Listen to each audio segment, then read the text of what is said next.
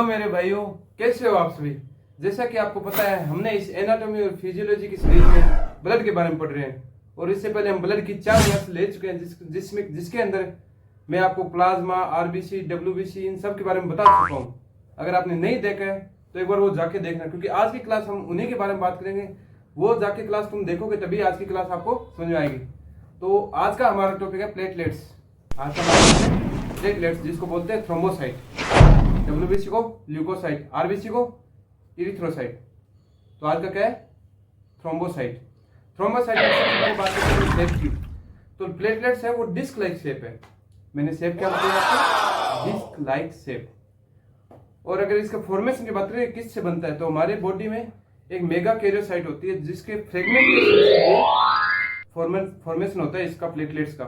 इसके mega karyocyte के fragmentation से प्लेटलेट्स का फॉर्मेशन होता है।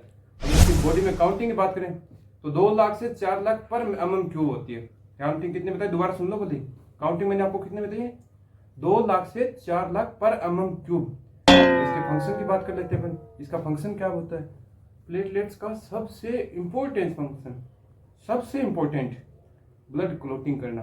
समझ रहे हो? रक्त का थक्का बनाना। क्या बताया मैंने? रक्त का थक्का बनाना, ब्लड क्लोटिंग करना। इसका दूसरा फंक्शन, जो अपनी ब्लड वेसल्स होती है, अपने शरीर में से ब्लड बाहर निकलता है। क्यों निकलता है? क्योंकि हमारी ब्लड वेसल्स डैमेज हो जाती है, तो उसके रिपेयर करता है ब्लड वेसल्स को। तो प्लेटलेट्स का पहला काम ब्लड क्लोटिंग करना, दूसरा ब्लड वेसल्स को रिपेयर करना, तीसरा जिस टाइम हमारे खून, जब हमारी बॉडी से ब्लड निकलेगा बाहर को, तो हमारी बीपी वगैरह ये बढ़ेगी, तो इसके लिए वो हिस्टामिन रिलीज भी करवाएगी। प्लेटलेट्स क्या करोगे? हिस्टामिन रिलीज करवाएगी। अब मैंने आपको ये बता रहा हूँ भाई, इसका काम ब्लड क्लोटिंग कराना है। ब्लड क्लोटिंग होती कैसे है? ब्लड क्लोटिंग कैसे होती है? तो ब्लड क्लोटिंग करवाने में 12 क्लोटिंग फैक्टर होते हैं। मैं आपको थोड़े बहुत नाम बता देता हूँ, जैसे fibrinogen, prothrombin, calcium, factor 5, factor 7, factor 8, ऐसे 12 फैक्टर होते हैं जो ब्लड क्लोटिंग करवाते हैं। कितने फैक्टर होता है? 12 फैक्टर। अब बात करते हैं प्रोसेसिंग या स्टेज। मैं आपको स्टेज बताता हूँ ब्लड क्लोटिंग कैसे कैसे होती है। क्या बोल रहा हूँ मैं? ब्लड क्लोटिंग कैसे कैसे होती है। तो 3 स्टेज होती है। पहला, एक्टिवेशन ऑफ प्रोथ्रोम्बिन, मतलब प्रोथ्रोम्बिन को एक्टिव करने के लिए जो अपन को कारक चाहिए होगा, जो फैक्टर चाहिए होगा, पहले उसको बनाएंगे। उसके अंदर कैल्शियम भी ऐड होगा। दूसरी स्टेज में प्रोथ्रोम्बिन एक्टिव होगा। पहली स्टेज क्या बोली? जो हमें प्रोथ्रोम्बिन एक्टिव करने के लिए जो फैक्टर चाहिए वो बनेगा। दूसरी स्टेज में प्रोथ्रोम्बिन बनेगा। और तीसरी स्टेज में सेकंड स्टेज में प्रोथ्रोम्बिन से थ्रोम्बिन बना। और थर्ड स्टेज होगी अपने फाइब्रिनोजन से फाइब्रिन बनना, जो कि थ्रोम्बिन के हेल्प से होगा। यानी आपको लगा ब्लड क्लोटिंग में जो रक्त का थक्का बनता है वो क्या होता है? एक फाइब्रिन का समूह होता है। बहुत सारे फाइब्रिन मिलकर एक जगह इकट्ठा हो जाते हैं, जिसे हम ब्लड क्लोटिंग या रक्त का थक्का बोलते हैं। उसको हम बोलेंगे रक्त का थक्का। तो उसमें क्या होते हैं? फाइब्रिन होते हैं बहुत सारे। तो अपन बात करें फाइब्रिन वगैरह की, तो फाइब्रिन में कैसे बनता है ये पूरी मैं आपको बताता हूँ। प्रोथ्रोम्बिन होता है अपनी बॉडी में, जो कि कैल्शियम और एक प्रोथ्रोम्बिन एक्टिवेशन होता है, जिसकी वजह से ये प्रोथ्रोम्बिन कन्वर्ट होता है किसमें? थ्रोम्बिन में। अब ये थ्रोम्बिन क्या काम करेगा? थ्रोम्बिन फाइब्रिनोजन को फाइब्रिन में कन्वर्ट करेगा। एक बार दोबारा सुन लो, दोबारा बता रहा हूँ।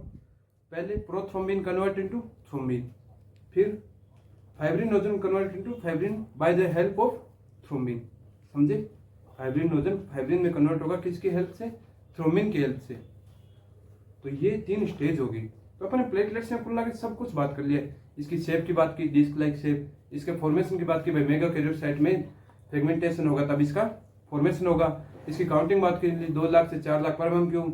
इसका फंक्शन बात करें, ब्लड क्लोटिंग, ब्लड वेसल्स को वापस रिपेयर करना, हिस्टामिन रिलीज करवाना। ये फिर प्रोसेस स्टेज बता दी मैंने आपको, ये 3 स्टेज होती है। तो जैसा कि मैंने आपको कहा था, आज हमारा ब्लड पूरा होता है। हमने ब्लड में आरबीसी, डब्ल्यूबीसी और प्लेटलेट्स तीनों पढ़ ली, तो हमारा आज ब्लड पूरा होता है।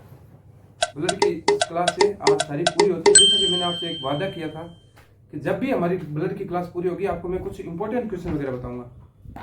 तो इंपॉर्टेंट क्वेश्चन वगैरह भी आपको मेरी वीडियो के नीचे टेलीग्राम का लिंक मिलेगा, वो ज्वाइन करें। वहां जाके आपको इस ब्लड से रिलेटेड जितने भी PYQ हैं, जितने भी इंपॉर्टेंट क्वेश्चन वगैरह है, सब वहां जाके मिलेंगे।